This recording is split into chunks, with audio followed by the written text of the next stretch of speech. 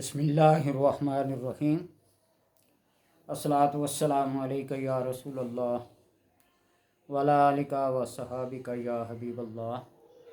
अल्लाहुम्मा सल्लि अला मुहम्मदिन व अला आलि मुहम्मद सल्लल्लाहु अलैका या मुहम्मद नूरुम मिन नूरिल्लाह। सूरह कौसर,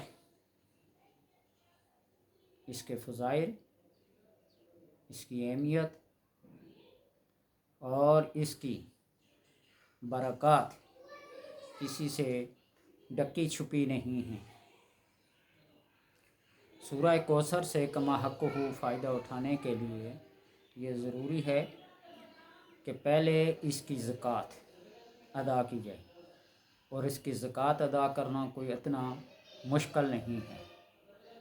इसको सिर्फ 2754 मरतबा 2754 2754 टाइम इसको पढ़ लें तो ये इसकी ज़कात अदा हो जाएगी।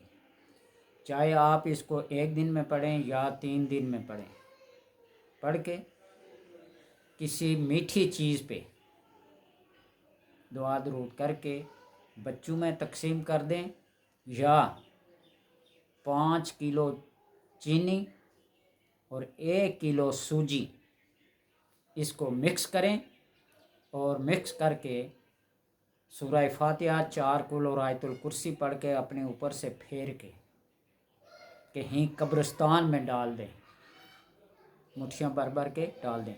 और ये मुट्ठियाँ भर भर के कब्रिस्तान में डालने का जो अमल होगा, जो वक्त होगा, वो मगरिब की नमाज के बाद है। आप मगरिब की नमाज अदा करें, उसके बाद सूरह फातिहा 4 कुल आयतुल कुर्सी पढ़ के उस चीनी के ऊपर दम करें, अपने ऊपर से वारें और कब्रिस्तान चले जाएं। आते हुए और जाते हुए किसी से कोई बातचीत ना करें, और ना ही आगे पीछे दाएं बाएं पीछे मुड़कर देखना है।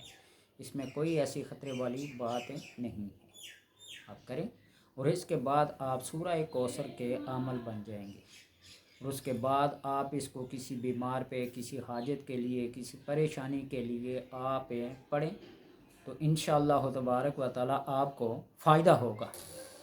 और इसको डेली बेसिस पे रोज़ाना के अमल के तौर पर अगर आप पढ़ें तो 40 मरतबा पढ़ें, 70 मरतबा पढ़ें, 100 बार पढ़ें, या 129 बार इशा के बाद पढ़ें। अपना कोई टाइम फ़िक्स कर लें कि इस टाइम पे पढ़ना है। और अगर इशा के बाद पढ़ें तो 129 बार पढ़ें, और अगर फजर के बाद पढ़ें तो इसको 40 बार पढ़ें। इस बात को समझ लें। बाद लोगों के कमेंट्स ये आते हैं कि आप सिर्फ तकरीर करते हैं, अपनी वीडियो को चलाने के लिए, दिखाने के लिए, सुनाने के लिए करते हैं, आप स्क्रीन पे लिख कर नहीं बताते। मैं तंज के तौर पे नहीं, तनकीद के तौर पे नहीं, मैं सिर्फ ये कहना चाहता हूँ कि मेरी ज़बान से निकला हुआ लफ्ज़ कोई हरफ आखिर नहीं है। कई गलतियाँ होंगी, तलफ़्फ़ुज़ की, अदायगी की, इराब की, हर लिहाज की। मैं पहले अपनी गलती का ख़ुद एतराफ़ करता हूँ, लेकिन तुम्हें जज करना चाहता हूँ कि तुम्हारे अंदर कितनी एबिलिटी है, कितनी काबिलियत है कि तुम सुनकर इसको याद कर लो।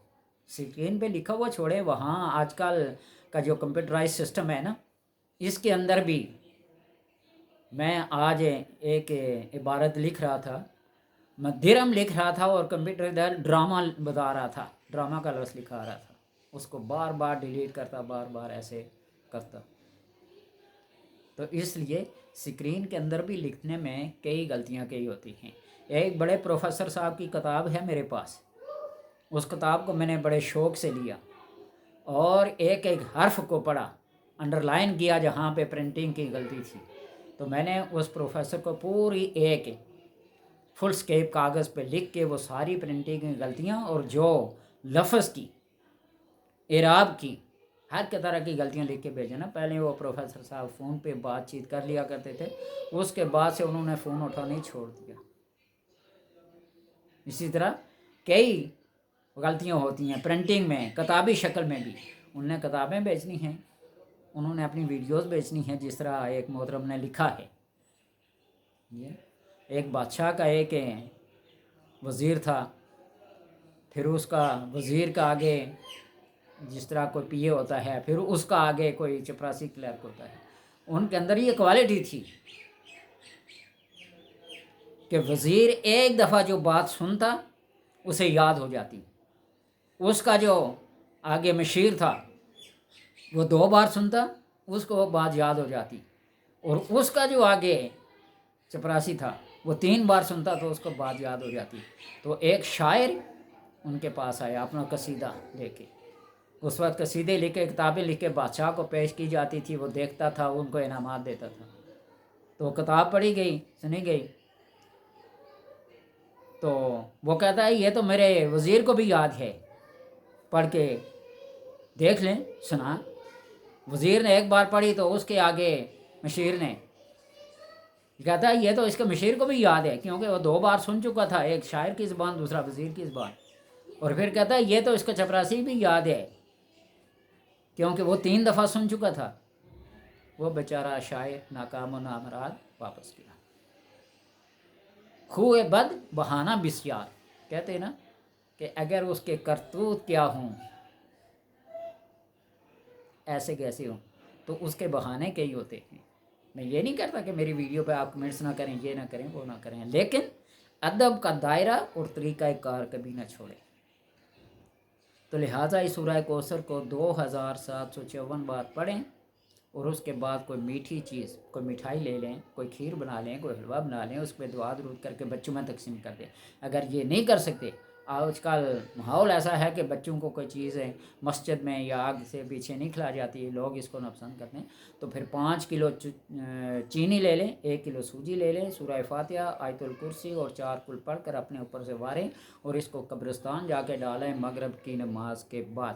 آتے جاتے آگے پیچھے دائیں بائیں کسی سے بات چیت نہ کریں، اور گھر واپس 5 دن تک پیچھے مڑ کے نہ دیکھیں. کوئی خطرہ، کوئی ڈر نہیں ہے. اس عمل کو کر لیں، انشاءاللہ آپ سورہ کوثر کے عمل بن جائیں گے.